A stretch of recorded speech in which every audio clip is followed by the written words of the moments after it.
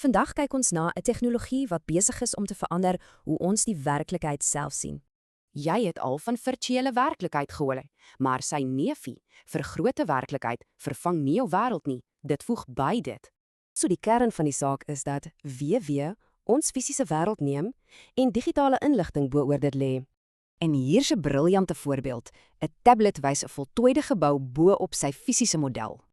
Dis natuurlik nie regte toorkuns nie. Dit gebruik jou toestel se kameras, sensors en spesiale software om te werk.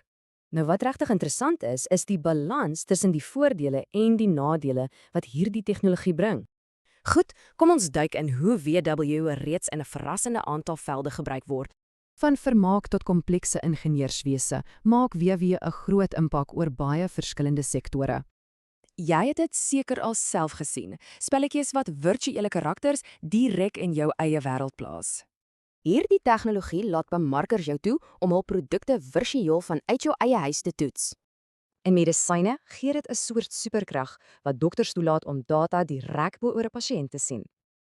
Hierdie vermoë vir afstandschirurgie wys net hoe kragtig en revolusionêr WA in professionele hande kan wees.